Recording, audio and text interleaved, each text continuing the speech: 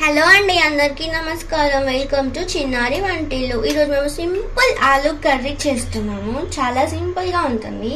ఎలా చేస్తున్నామో మీరు కూడా చూసేయండి. సో దానికోసమని గిన్నె పెట్టేసుకొని ఆయిల్ వేసుకొని, ఆయిల్ వేడయ్యాక కొంచెం ఆవాలు, కొంచెం జీలకర్ర వేసుకున్నాక ఒక చిన్న ఆనియన్ వేసుకోవాలి. సో దాంట్లోకి చిన్న చిన్న ముక్కలుగా కట్ చేసి పెట్టుకున్న ఆలూ కూడా వేసేసుకొని ఒకసారి కలిపేసుకోవాలి. సో ఇలా ఒకసారి కలిపేసుకున్నాక ఇప్పుడు దాంట్లోకి పసుపు వేసేసుకోవాలి. పసుపు కూడా వేసుకొని మళ్ళీ కలిపేసుకొని క్యాప్ పెట్టేసుకొని 2 minutes ఒకసారి కలుపుతూ ఉండాలి.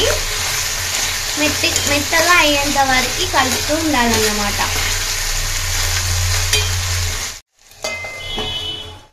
సో ఆల్మోస్ట్ ఉడికిపోయిందండి. ఇలా క్యాప్లో వాటర్ పెట్టుకుంటే కింద మంచిగా కుక్ అవుతుంది.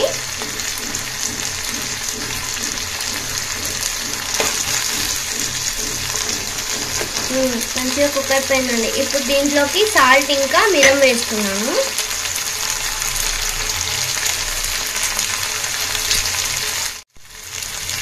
సాల్ట్ మిరం వేసుకొని మంచిగా మిక్స్ చేసేసుకోవాలి.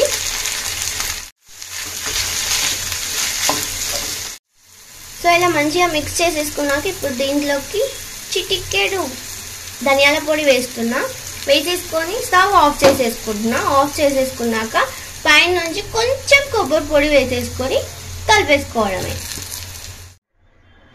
సో అంతే అండి, ఫైనల్గా కొబ్బరి పొడి వేసేసుకుంటే అయిపోతుంది. చాలా ఈజీగా ఉంటుంది, టేస్ట్ కూడా చాలా బాగుంటుంది. మీరు కూడా ఒకసారి ట్రై చేసి చెప్పండి మీకు ఎలా వచ్చిందో. And serve చేసేసుకున్నానండి.